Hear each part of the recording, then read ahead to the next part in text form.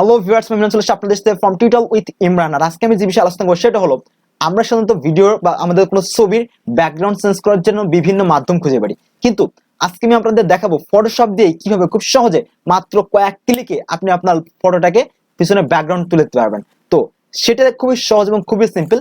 ফটোশপে এমন কতগুলো টুল আছে যেই টুলসগুলো ব্যবহার করে খুব সহজে মাত্র কয়েক ক্লিক আপনার ছবির ব্যাকগ্রাউন্ডকে চেঞ্জ করা যায়। তো চলুন দেখে আসি সেই কি কি টুলস দিয়ে ব্যবহার করে আমরা সহজে আপনাদের ছবির ব্যাকগ্রাউন্ড চেঞ্জ করতে পারি। So let's start.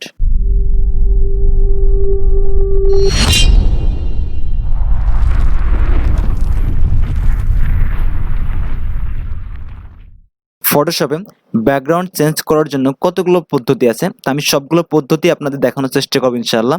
তবে ফার্স্ট যে স্টেপ, মাত্র কয়েক সেকেন্ডে আপনি আপনার ব্যাকগ্রাউন্ডকে চেঞ্জ করার জন্য প্রথম যে স্টেপ আছে সেটা হলো ম্যাজিক টুল, যেটা আর কি বলা হয়। সো এই ম্যাজিক কুইক সিলেকশন টুল, যেটা আপনারা এটাকে সিলেক্ট করে খুব দ্রুত আপনারা খুবই কুইকলি আপনার ছবির ব্যাকগ্রাউন্ডকে চেঞ্জ করতে পারেন। তো আমি জাস্ট কুইক সিলেকশন টুল করে আমি এখানে জাস্ট এভাবে মার্ক শুরু করছি, এভাবে দ্যাটস ইট। আমরা জাস্ট এভাবে মার্ক করলে হবে।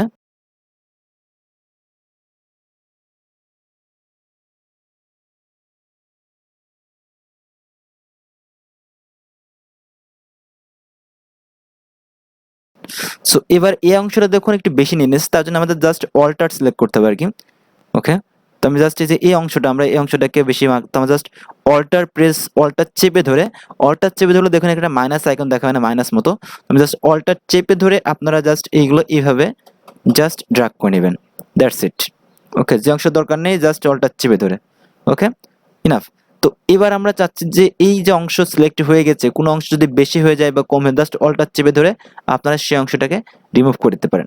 ওকে, সো এবার আমি চাচ্ছি যে এই অংশটাকে নতুন একটা প্ল্যাটফর্ম নেবে বা নতুন একটা মানে ব্যাকগ্রাউন্ড রিমুভ করব।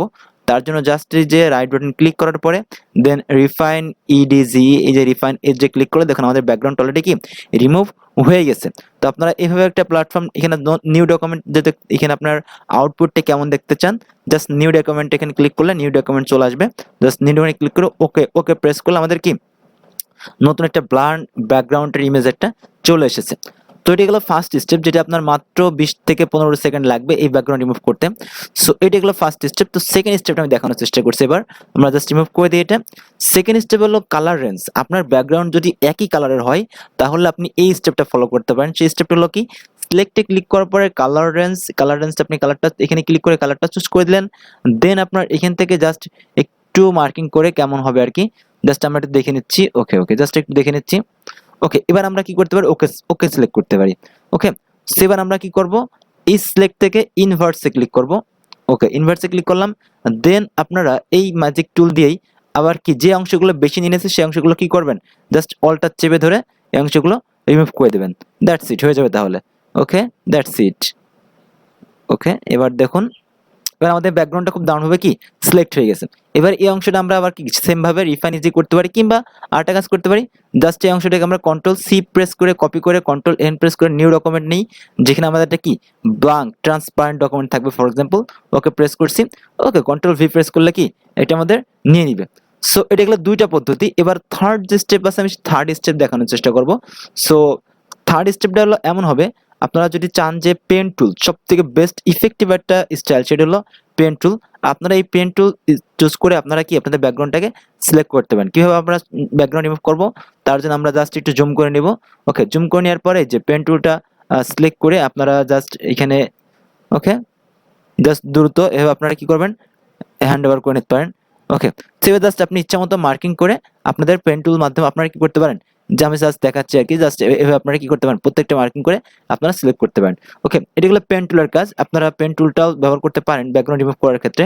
তো আমরা জাস্ট আরেকটা পদ্ধতি দেখবো, সেটা হলো যে আমরা এইখানে যে কুইক সিলেকশন টুল আছে আর একটা, এই যে পলিগমিং টুল, এই সিলেকশন টুল দিয়ে আপনারা এখান থেকে ব্যাকগ্রাউন্ড রিমুভ করতে পারেন, যেটা আরো একটা উন্নত মানে দারুণ একটা পদ্ধতি। আপনারা জাস্ট এখানে ধরবেন।